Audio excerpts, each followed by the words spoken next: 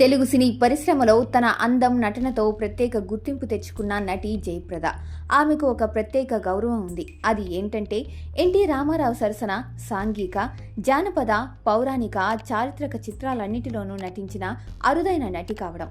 ఆయనతో కలిసి దాదాపు 11 చిత్రాల్లో నటించి ప్రతి సినిమాలోనూ తన ప్రత్యేకతను చాటుకుంది. జయప్రద కెరియర్లో ఒక టర్నింగ్ పాయింట్గా నిలిచింది సిరిసిరిమూవ సినిమా. ఈ సినిమా విడుదలైన కొద్ది రోజులకే ఎన్టీఆర్ ఆమెను పిలిచి తన సొంత నిర్మాణంలో వచ్చిన చాణక్య చంద్రగుప్త సినిమాలో విషకన్య పాత్రను ఇచ్చారు. అయితే ఆ సినిమా కంటే ముందే విడుదలైన అడవిరాముడు సినిమా ఘన విజయంతో ఎన్టీఆర్ జయప్రద జంటకు విపరీతమైన క్రేజ్ వచ్చింది. వెంటనే వచ్చిన యమగోళ ఈ జంట స్థాయిని మరింత పెంచేసింది.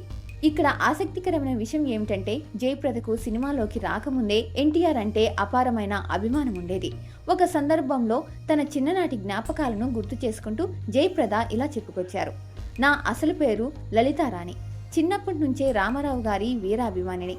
నా తమ్ముడితో కలిసి కృష్ణావతారం సినిమాను ఎన్నోసార్లు చూశాను. అందులోని నీ చరణ కమలాల నీడనై చాలు అనే పాట నాకు చాలా ఇష్టం. ఇంటికి వచ్చాక అదే పాట పాడుతూ డాన్స్ చేస్తూ ఉండేదాన్ని అని అన్నారు. ఆమెకు ఎన్టీఆర్ను ఒక్కసారి అయినా దగ్గరగా చూడాలని చాలా కోరికగా ఉండేదట. ఒకరోజు ఆయన్ని చూపిస్తే కానీ అన్నం తినను అని పట్టుబట్టడంతో ఆమె తండ్రి ఆమెను మద్రాసు తీసుకెళ్లారు. అక్కడ షూటింగ్లో ఉన్న ఎన్టీఆర్ను చూసిన క్షణం ఆనందంతో మాటలు రాకపోయాయని ఆమె గుర్తు చేసుకున్నారు. తండ్రి తీసుకెళ్లిన బహుమతులను ఆమె చేతుల మీదుగా ఎన్టీఆర్కు అందజేశారు. ఆయన కూడా ఎంతో ప్రేమతో ఆమెను పక్కనే కూర్చోబెట్టి మాట్లాడారు. తన కోసం తీసుకువచ్చిన యాపిల్ జ్యూస్ను కూడా ఆమెతో పంచుకున్నారట. ఆ చిన్న సంఘటన ఆమె జీవితంలో ఎప్పటికీ మర్చిపోలేని జ్ఞాపకంగా నిలిచిపోయింది.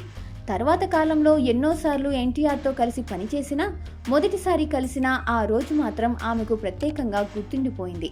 అడవిరాముడు షూటింగ్ సమయంలో ఈ సంఘటనను చెప్పగా ఎన్టీఆర్ నవ్వుతూ, ఓ ఆ చిన్నపిల్ల నువ్వేనా అని ప్రేమగా స్పందించారట.